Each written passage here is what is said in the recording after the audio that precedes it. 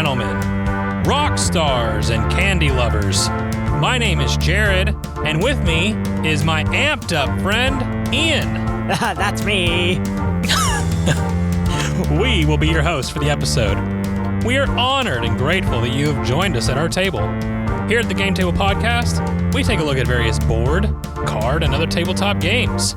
We give an overview, provide a little insight on how to play, and share some of our thoughts, all in an attempt to give you an idea of how well it would fit for you and your table.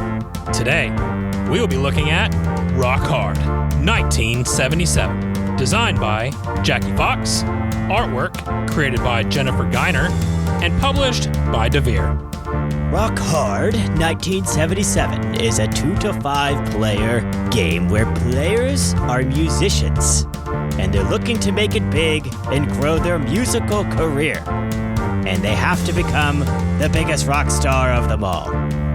You will write songs, develop your chops, and create a reputation for yourself.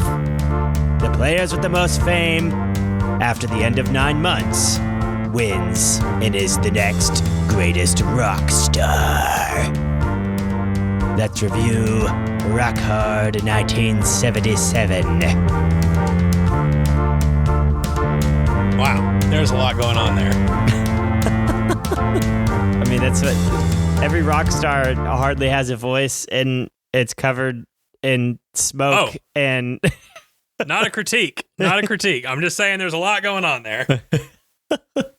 Well, Jared, as always, we got a question. And that question is, what was the first rock band you were ever introduced to? And when? And by whom? To clarify, are we talking about just anywhere, like the first time I heard a rock band play in person or on the radio? No. Or what are we talking about? No, somebody said, hey, you should listen to this band. And I don't know however old you were, but you were, you're only so old, and here you go.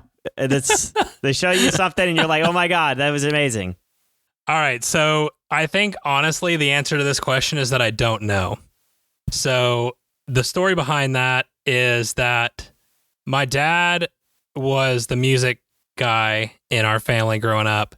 And he was much more interested in 50s music and stuff like that. And so we didn't do a lot of rock growing up. And the kids in the neighborhood were into it was all girls that were into Backstreet Boys and NSYNC and stuff like that. So we didn't do rock there either. But I do remember being invited to Rocket Town when I was I don't know, an early teenager, as you do in Nashville back in the day. To this day, I could not tell you who we went to go listen to. But that I know that's probably where my first real introduction was. There you go. So I feel like that's a failed answer. I feel like I failed you here. You did. But I just racking my brain. I'm like, I truly don't have any idea. Yep. No, you did fail me, but it's okay. So the first rock band I was introduced to was from my dad in Journey. He was kind of a big Journey fan, but so anyway, he was like, you pull out the CDs and we start going over it, and my mind was blown. I was like, oh my gosh, the amount of different things happening to that classic rock, Sure. But yeah, my first ever concert was also Winter Jam. And I do know who I saw. I saw Skillet. And that was... that's dope. They had the Fire show. Yeah, my first ever rock show that I'd been to is just pure flames and fire. And I'm like, okay. I've been missing something in my life, and now it's here. Skillet's pretty great. Skillet was one of those first bands. It wasn't the first rock band that I listened to, but it was the first one where I was like, okay, I can enjoy this. Yeah. Because it just wasn't what I was used to growing up. So it was very unique. But the whole rock genre was. Yeah. So I have a follow-up question for you, which I don't have to answer because I'm not musically inclined. But I know that you like to play the drums. Yeah. Was there a point in Ian's life where he was like, I'm going to join a band and we're going to make it big someday? Yes. 100%. I tried to start multiple bands. Okay. But it's really hard to start a band when you're the drummer because you can't sing as I can't sing. So There's just a drum, so... See, maybe I have a misconception because I've always, like, from the outside, as someone who knows nothing, I've always, like, viewed the drummer the same way I view, like, a goalie in hockey growing up. Like, there's such a shortage of them that are good that I would think people would be looking for you. Like, maybe. Yeah, I mean... Maybe I stopped trying to be a part of a band at one point, but... you missed it, man. Yeah, you should have held out a little bit longer. You know, you never know. Maybe my dreams will come true as an adult. So That's who knows? true. You're still a wee little lad, so there's still a chance for you. Right. Who knows what might happen? Very good. Yep. All right. Well, let's talk about being a rock star. All right. I'll talk to us about how to play really quick, give a brief overview, and then we will give some of our thoughts. So, in Rock Hard 1977, it is a worker placement game with a little bit of a push your luck element to it, where you are going around the board in 3 different phases, like Ian said, over the course of 9 months to gather the most points. In this game, points are referred to as fame. Each player gets their own character with an ability, a starting job, and personal goals. There's also a central board that holds the calendar, which tracks your 9 months, or 9 rounds, excuse me.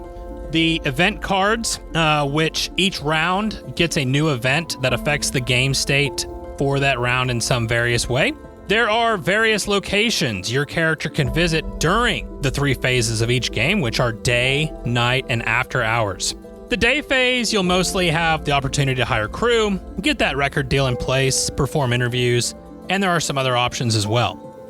The night phase is more about spending your time performing at various gigs. That's really important to do that the right way because there's lots of opportunity there, Ian, and you don't want to blow the opportunity when you're trying to make it big. You can't blow your chance.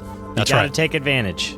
And then, of course, we don't go to bed after we play. We have to go unwind and, make sure that we're living it up big. So there's the after hours phase where you can go to a variety of different hangout spots, be able to partake in various story moments. There's also the opportunity to work on your demo tape, or there's also some universal actions that all 3 of these phases anyone can do. Maybe you need to go work your job. Some jobs do require that you work during a specific time. Maybe you have a day job, or maybe you have to go work after hours. I mean, who knows? Maybe you've blown off that job, and so you need to get some quick cash, so you might go give blood or sell some candy really quick. There you go. Or you're really feeling the tunes and need to write a new song. So again, all of those actions are available to you each phase of each round. Now, normally, you can take 1 action on a given phase. So during the day phase, I'll do 1 thing. Night phase, I'll play 1 gig.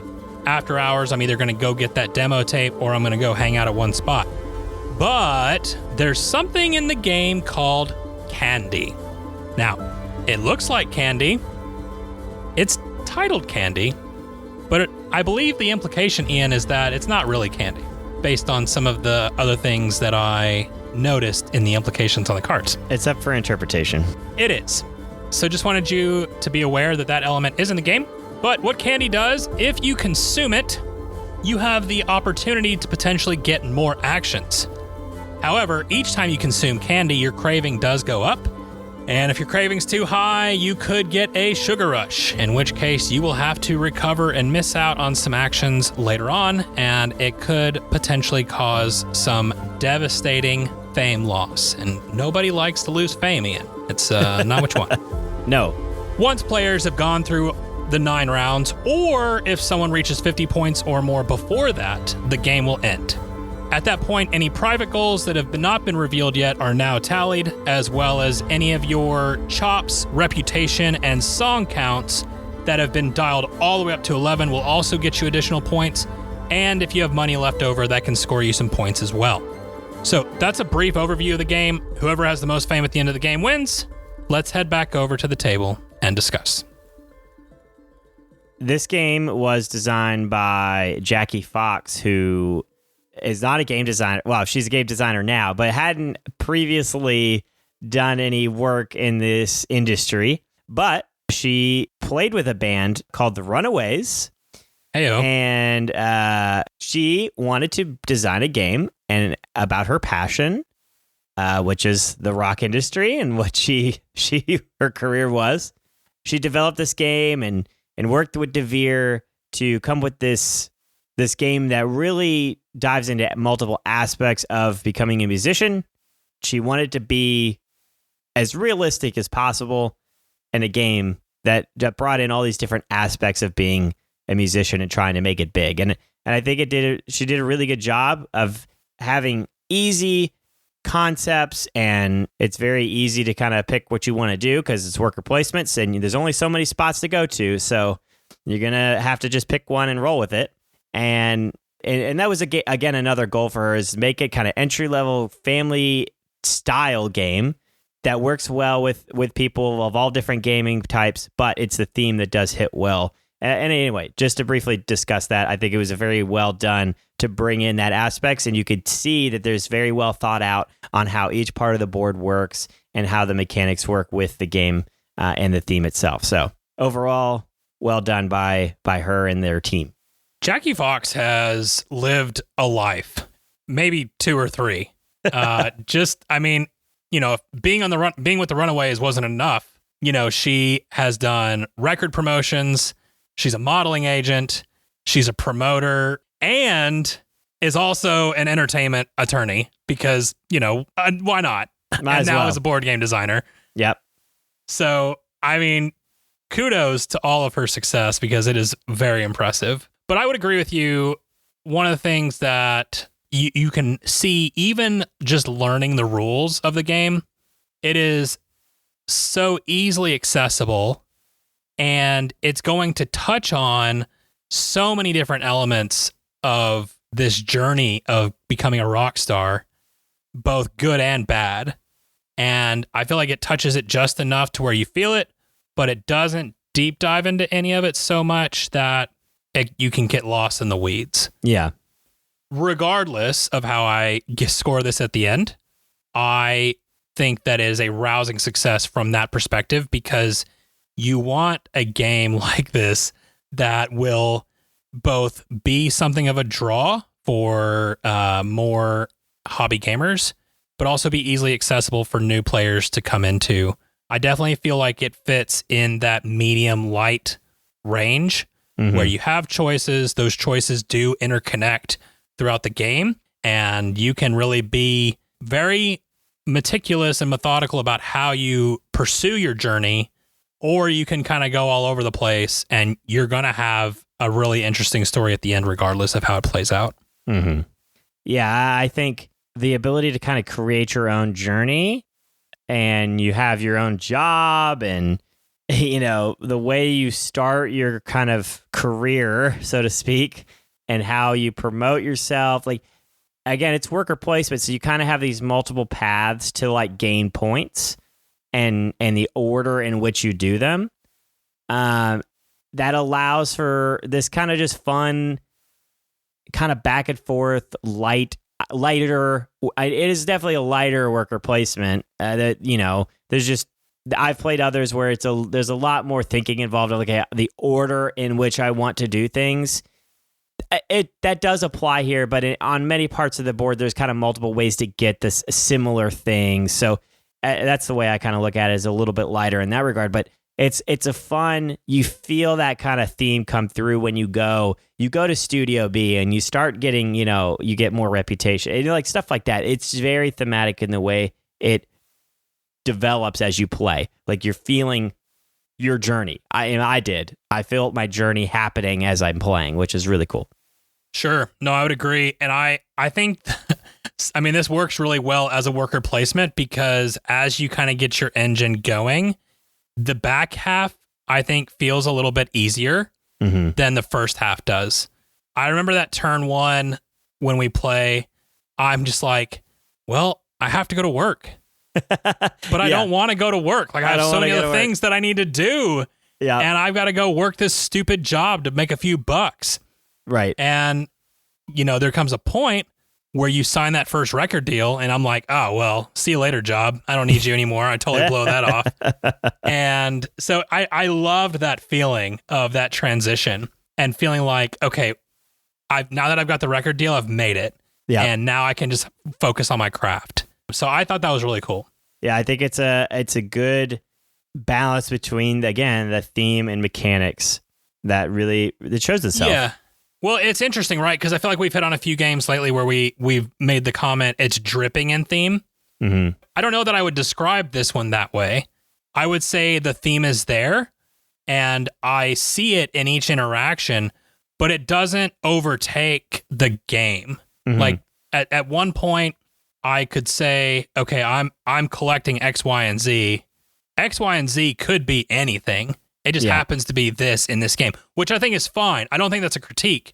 I think that's the game is not like so focused on the theme itself that it's forgotten to become a game. I would also applaud that in that there is this cool journey and theme, and the hangout cards where you can go to different hangouts, kind of get different story moments depending on the type of hangout that you choose was really cool because it added more life to this character that I'm building. We've definitely come across games that have strong theme, and the theme drives the game.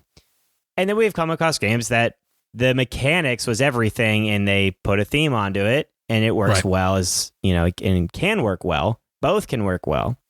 I agree with you with this game. I think that there was an idea as far as the theme, and they found a mechanic that works well with that theme, and they kind of meshed them both together really in a strong way, and that doesn't take away kind of one from the other. Like you're saying, it's very balanced. I think as you're playing, you feel that worker placement, but as you're playing, in my mind, like you're feeling that kind of slow growth as a musician as well. So, but it's worker placement. So you're going to notice that more than maybe some other games mechanics, because you're like, okay, I'm placing a worker and I'm going to go do something. So it's a good balance. That's what I guess I'm getting at is just, you're not going to feel kind of a strong, pull necessarily from, like, it's not constant, like you're saying, constant just theme hitting you in the face. Sure. It's just, it's on the board. You're seeing it on the board. And that's the biggest thing. There's a little flavor text injected here and there, and that's really cool. I like some of that. I think that's good. But again, it's not pushing it too hard, that theme, because the theme is on the box front. You picked up the box, you bought the game, you're playing the game more than likely because the theme seems interesting to you. It gets you in there, and then once you're in, you're kind of feeling it as you play, in my opinion. And I'll just say really quickly, in the game, I really enjoy the artwork. I feel like it captures it really well. The art is good, yeah. So props off to Jennifer Geiner. According to Board Game Geek, I think this is her first game. I'm double checking myself here. I guess technically it's her second game. There is another smaller game that she's done. Well, it's also this year, so whatever. Gotcha. She's just getting into the board game world as far as artwork. That's what I'm trying to say. Yeah. And I feel like for what this game is wanting to be and the way that the artwork is there and is really cool, but it doesn't get in the way, I really enjoy that as well. So props to that. Good functional art. Yeah. Even though I will have one critique about the art later on, but I will just throw that little foreshadowing out there. I know what you're talking about, but yeah. You do. I think something else that I really like is that, so I couldn't stop talking about this when we were playing this game.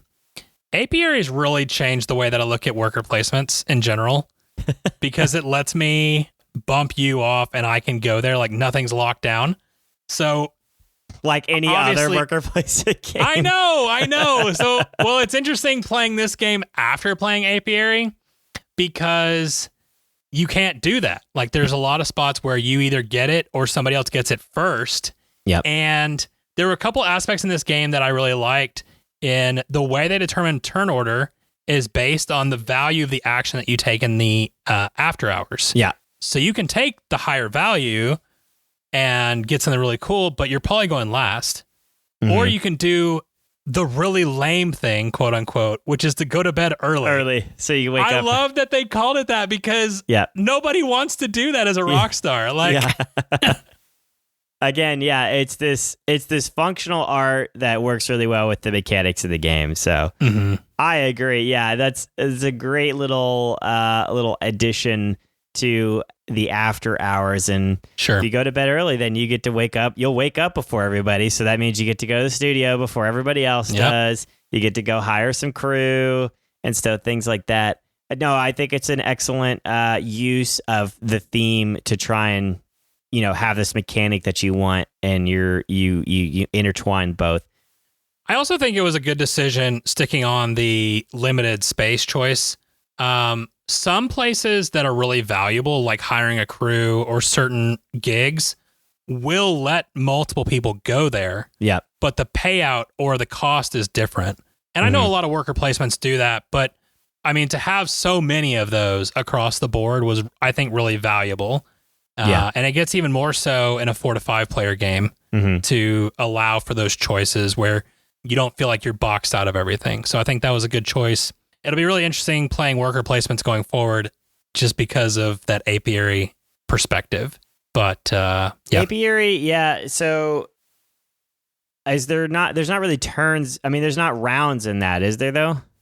Yeah, you're just taking, like, someone starts. It's continuous turns. Continuous Whereas action. this has got, that end game. So, and most worker placements do have turns. So that one's just, it's got a different feel because you have to balance at that part of not having turns where, and a lot of worker placement, your turn order is so much. And in a lot of them, there's a specific location that, like, determines turn order. Like, if you go here, you're going to be first, and then whoever goes there is going to be second player. Yep. And so I kind of like this kind of additional twist to that idea is that, yes, there's a spot where if everybody goes to bed early, you would just go in order that whoever went to bed first, but nobody's going to do that. Maybe in a higher player count, maybe 2 people might, just because you want to get there second. But in this, you have, I think, almost 11 locations. Yeah. I think 12 if you're playing in the 4 to 5 player game. Yeah, I think you're right. There's an extra spot.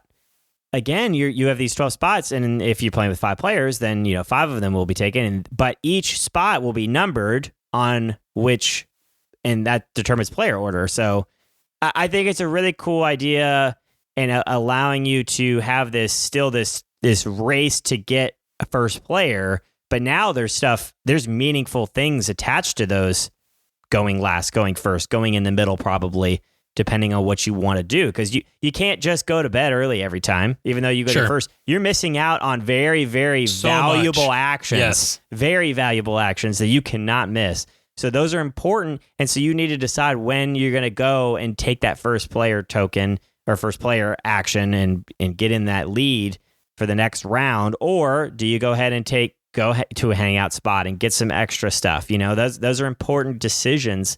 And I really like that kind of tension there of trying to decide, okay, what do I want to do right now? What do I need to do on the beginning of my next turn? So it's a nice little different kind of spin on player order and a worker placement.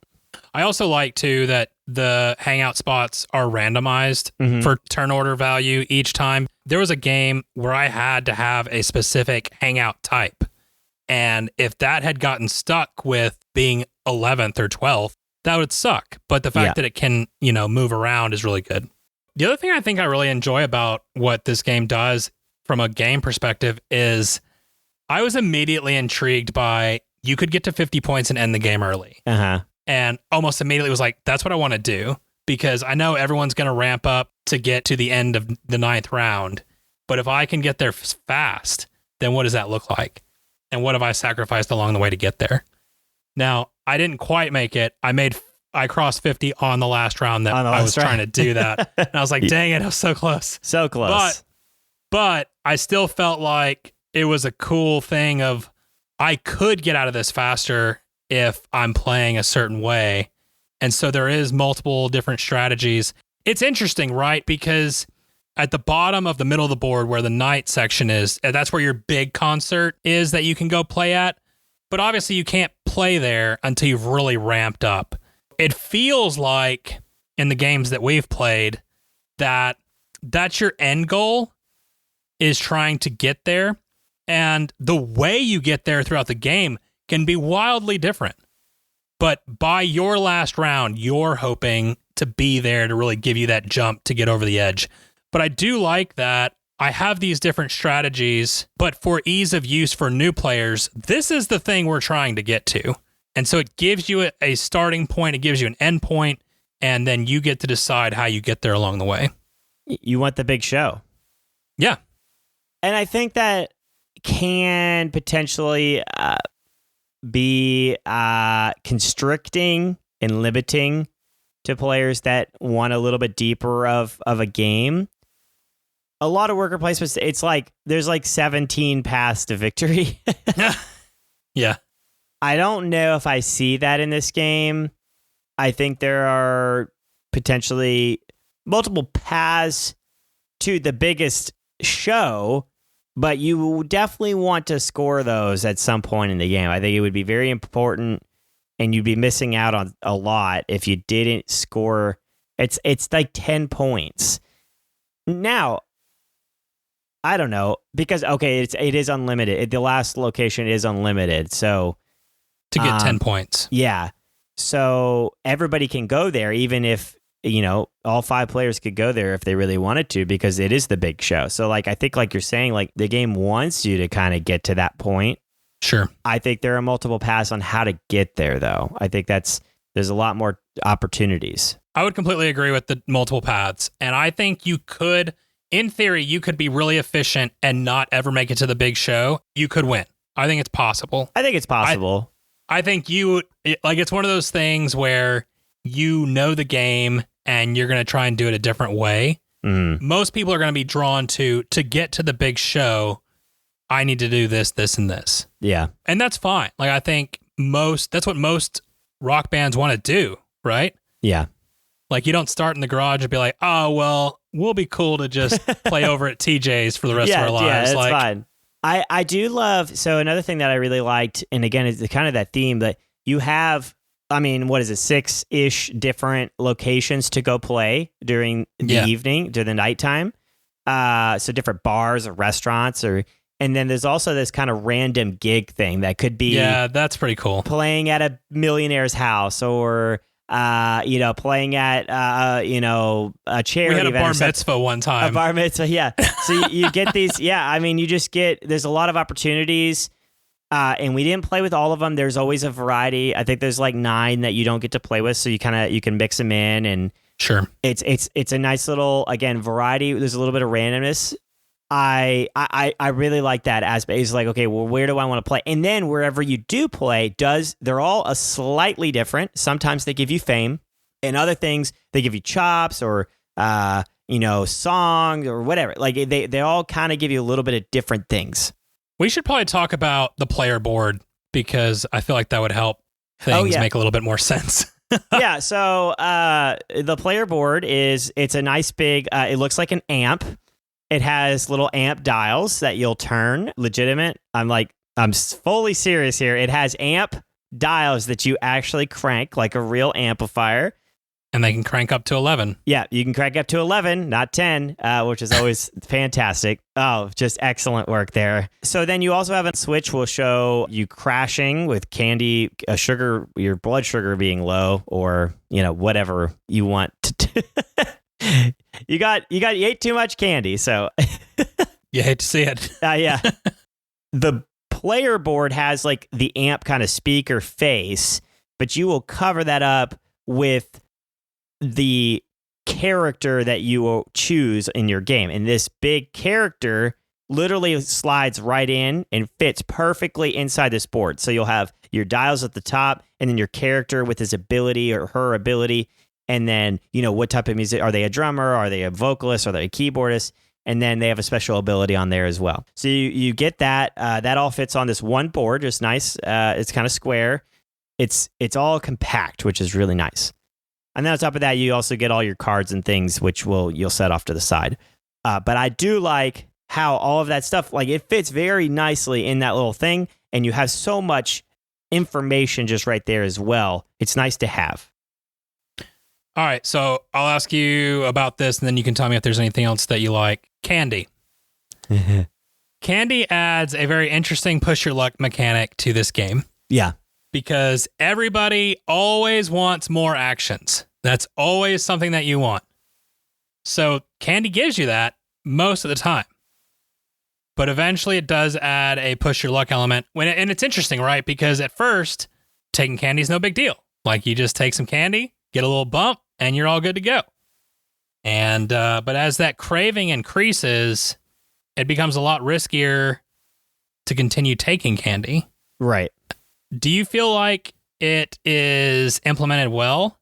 I think candy is a very unique way of adding extra actions to the game.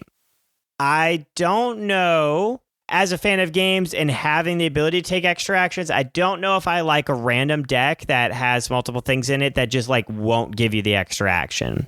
Yeah, I agree. The whole sugar-free thing was kind of a disappointment. I almost would rather there be just, and I mean, this is a game that you could easily house roll, this is something that you could do. I just would rather have the knowledge. There's already enough randomness with rolling the die that I don't know if I need the cards to also maybe not give me the action as well.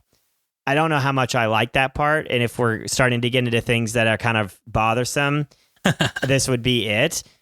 There's a couple of, they like to add a lot of randomness to this, and that adds variety, but there's also a randomness specifically that I don't like that they've added in a couple key aspects of this game, which the candy is one of them. I like being able to spend the candy and then you roll the die, and then if obviously it's lower, the longer the game goes on, it's harder to do that. I like that. I just don't know if I like the cards to add extra randomness, because candy's a little bit hard to get at times. You can take an action to buy it, which is great. But then you're burning an action to get more actions later. You're burning an action to get an extra action later. And then I'm like, if I spend my candy, I might not even get the action. So I'm like, well, that I wasted getting that candy in some way, shape, or form. And I don't know if I like that. I'd rather spend it and then roll the die and maybe crash. I think you still get the action and all that. So yeah, I don't know. And then the other part is there's an event deck. Oh, you didn't like the event deck. So there are parts of it where, again, it's a little extra randomness that I don't know if I like. I'm not as passionate about the event deck. I think it's important to mention that there is some randomness, and we didn't hit a lot of the negative. We did hit some positive ones. There's a couple negative when I looked through some of the ones that never came up in our games. There's some that can kind of hurt, and it's like, well, I can't go there. Like, let's say it locks you out of a location, and you were waiting to build up for that location this turn.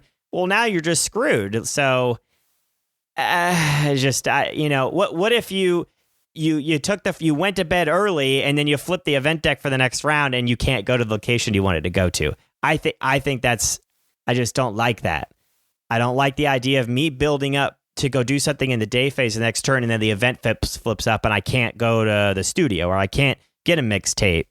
And I'm like, that kind of sucks it's just, I think it's a little extra randomness that is not needed, or maybe make it not as harsh where it's costs more to do those things. I don't know. I just don't like saying, oh, you can't go to this part of the board. I mean, it's a worker placement game. So like, I've been saving up to go to that place of the board, and you're telling me I just can't go there all of a sudden. I think that's kind of, I don't know. It's a little much in my opinion. That's interesting. So I agree with you 100% on the candy. And again, I think we're both looking at that part of it from a game perspective. Mm-hmm. I think for both, on the theme side, they both make sense. They do. Yeah. And it really adds to what you're going through as a rock star, where there's things that are just way outside of your control, that either you have some dud candy or you have a day where the studio's closed and there's just nothing you can do about it. I get it.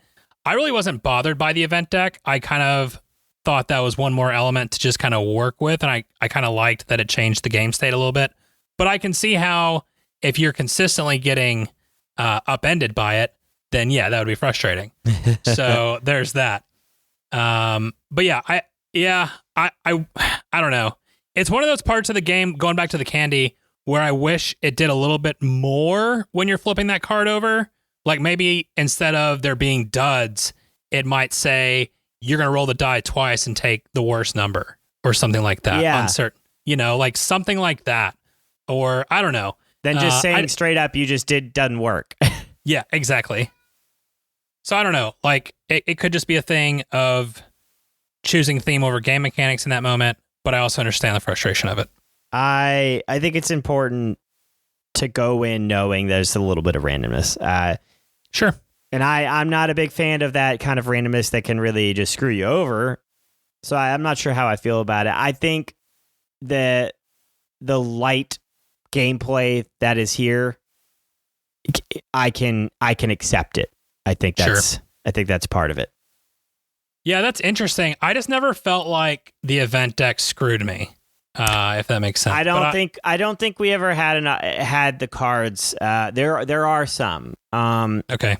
That I think you could kind of get wrecked in a way, potentially by you flipped it, and it's again situational. But I would feel bad for somebody that went to bed early trying to get to that Studio A or get this thing, right. And then it's like, oh, you can't go here. That makes sense. I would feel bad, and I would be frustrated if it happened to me. And I'm like, why can't it just cost more? Or like, because I do know the deck does that, where it just says straight up, you can't go here. Yeah, and I mean, so, we had one game where all the hangouts closed on the last round, right? And if you needed to finish out a collection to get points, that would be terrible. What if you waited to the last round to be like, hey, I got the first player. I know I'm going to get that hideout, and then boom, or hideout. You're hiding out at the hangout. Yeah. It's just I'm seeing how that could potentially be a problem. That would be very frustrating as a player. Incredibly frustrating. Yeah, I don't know. I'm not sure how to take that. It's definitely something to consider because that would be very frustrating. I get it. All right. Anything else that you have qualms with? A very light issue is the way everything is stored. It is a little clunky. Oh, here we go. There's no insert or anything to you kind of have to puzzle it a little bit to get it all in there once the dials are on. It does. I mean, it fits in the box pretty tight once you have everything built. So I'm not a big fan of not having anything in there to at least protect everything or have some type of way that hey, it goes in this way. I am a little bit more of a sucker for nice inserts. The box is a normal size. I think I'd have to make sure. I think it's like the Ticket to Ride box. I'm pretty sure. I now have to check. It's similar, and they fit a lot in the box, and the component quality is amazing. I just didn't like how when you opened it, everything's kind of in little paper wrappings, and then you had to peel the plastic off the back of the acrylics. Whatever. Again, these are just the minor things. It's just annoying. I just don't like doing that. And then there was no storage solution other than you need to go get some of your own bags and put all the cards in. I'd rather you just give me card size bags for the cards that you're giving me. Personally, I know other people have, a drawer of bags. I do have some, but I don't have 12 of the different decks. Anyway, if you had, I'm just complaining to complain, but it would have been nice to have some bags that I'll pay $5 or $3, whatever, 10 cents. I don't care for some extra bags that, you are giving me the ability to organize it the way I want. But so that's really interesting. So I'm going to ask this question thinking about our conversation the other day when we were discussing this topic. So I remember you saying you were frustrated that everything was kind of quote unquote loose and could just bang around. Yeah. If they had given you enough bags, but no insert, would that be sufficient? Yeah, that would be fine. I would get over it. Okay. I'm just curious. I will devil's advocate slightly. I think I agree with you that I would prefer an insert, but I also appreciate the desire to make the price point as reasonable as possible because you're trying to make it as accessible to as many people as possible. That's fine. Yeah, no, that's fine. The insert thing it's more of just having no storage solution at all. If you're not going to give me a nice insert, at least throw a couple extra bags in there for me. That would be fine. But I get it. What they need to do is they need to talk to the people that send 20 extra bags with their game that you throw away all the bags. And then they need to talk to Devir and work out a connection to balance it out. That way we have the perfect amount of bags for every single game we open. There you go.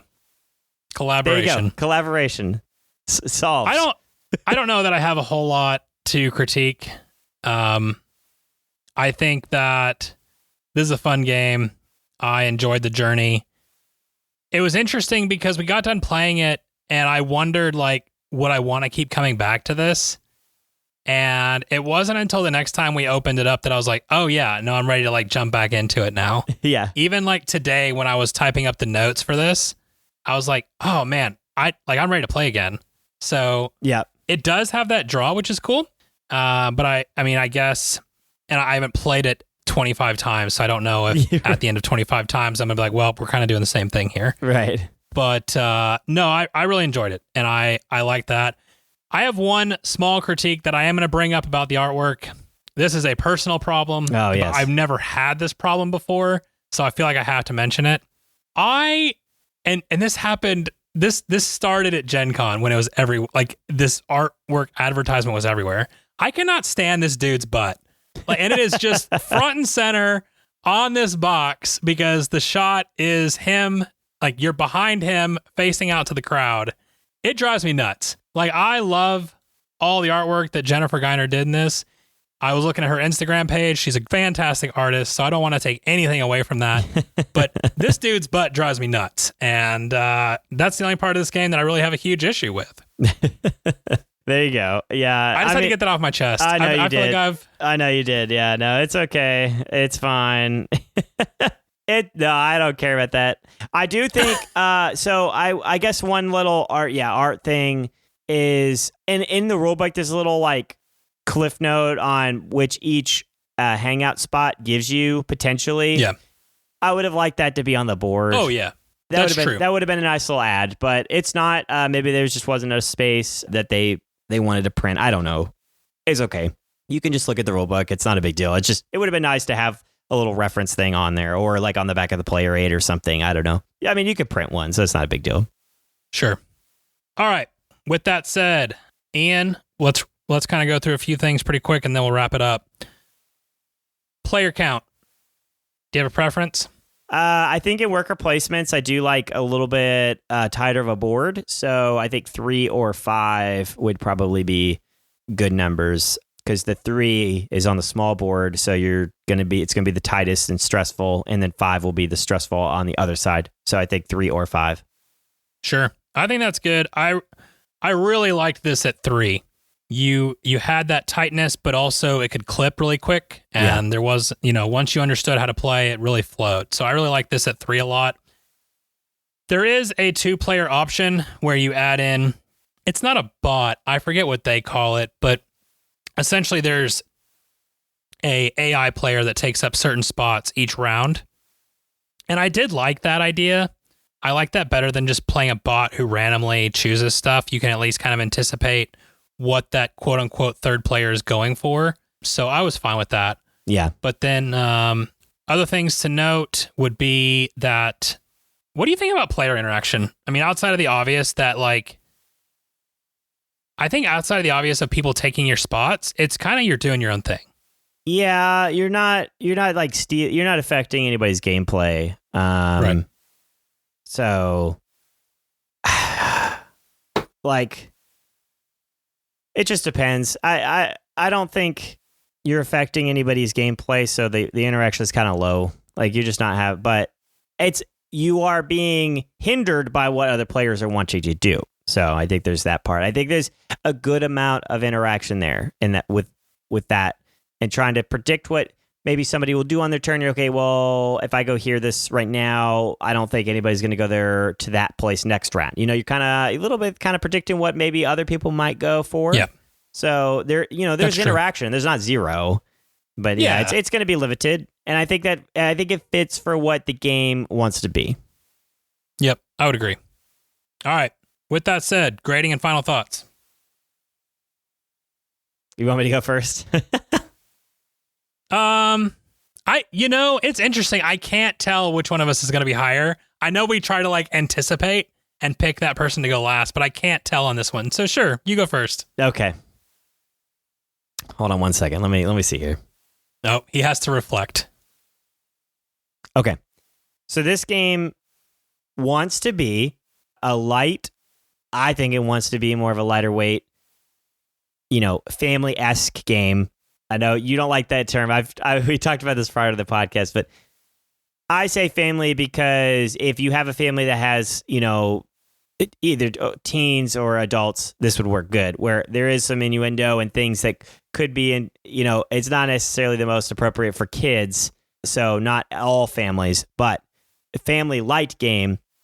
I think this game fits that very well. The 2 to 5 player count, the time limit. We did discuss our games. Our games did take a little bit longer. We were learning. I think if everybody knew what they were doing, it would fit into the kind of under 2 hour time block.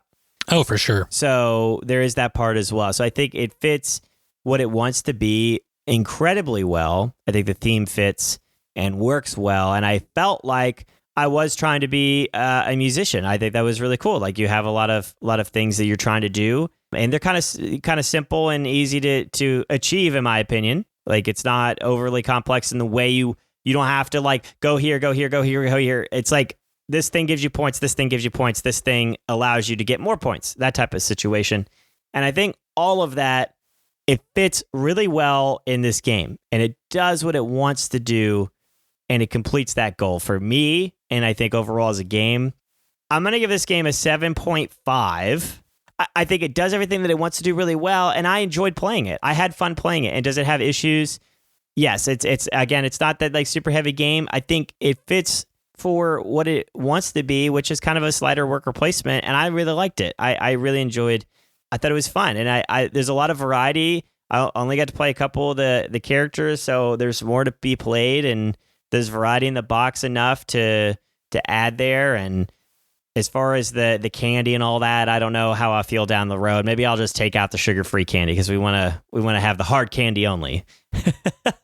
But it's very important. We'll see. We'll see what I'll do in the future. But I think there's a lot of potential here. I think you can have a lot of fun with this game. I think you could sit down with people that are not really into a whole bunch of games, but they're like, hey, you want to become a rock star? Let's go. So. Well, I can't remember the last time that we shared a score. Oh, boy. But I also will give this a 7.5 in the context of I understand that this is a lighter game. And I mean, I don't want to make it out to be like it's super easy. Oh, no. There's definitely choices and things that you want to connect and build that engine and that sort of thing. So I don't want to come across any kind of way like that. But it like I said before, it does sit in that medium light range for me. And I mean, if it didn't have the more adult themes in it, I would agree with Ian that it is family weight, that you could sit down with anybody and really play it, especially like 10 and up if the themes weren't in there. And you can take those out. So maybe that's what you do. You can. Yeah, there's specific cards you can, I think it has a symbol that you can take out. Right. And it does say 14 plus, so. Yep. So I knew I wanted to try this game. I'm not a heavy musician, so I didn't need to feel like a rock star, but it was still cool to take that journey anyways. I'm surrounded by a lot of musicians, being in Nashville, of course. So to have something like that is pretty cool. And of course, Ian and Anna are really into music, so it's cool to let them try that out. So I think 7.5 fits really well. I like it. I enjoyed it. I look forward to getting it back to the table, and I would recommend it. Yeah, no, I think that, being a musician, it makes it fun. And I would say Julia actually, she said she really enjoyed the game. And so I think that's an important thing because I use that as a metric. She likes strong theme, and she doesn't like overly complex, but she likes to have decisions as well. So her giving it the thumbs up as well, I think, fares well for what really the target audience. And I think that's an important thing to note. Is like, I feel like she's probably more of the targeted audience, more than like a strict, like pure heavy gamer. But I think it works well for both. I think everybody at the table had fun, and that's what you want. That's why we play games. For sure. That's why we play games. Cool. Well, hey, thank you to all of you for taking the time to listen, especially if you've made it this far, or if you got 3 minutes in and said, nah. I mean, thank you for trying us out either way. If you have feedback or want to give us your thoughts on the game, we would love to hear from you. Links to our socials are in the description. If you don't like socials, I get it. Check out our website at thegametablepodcast.com, shoot us an email at thegametablepodcast@gmail.com, or find us on Board Game Geek. All these links are also in the description. 5-star reviews, subscribing to your podcast player of choice, following us on socials, and joining the conversation on Discord. These heroic actions are immensely helpful in growing this podcast. Special thanks to Angie Santiago for our cover art, to Alexei Chistelin for the How to Play background music, and to Anna Snyder who made the music. Join us next week as we head back over to the two-top table. In the meantime, may your dice rolls and your card draws be blessed, and your experiences at the table be ones to remember forever.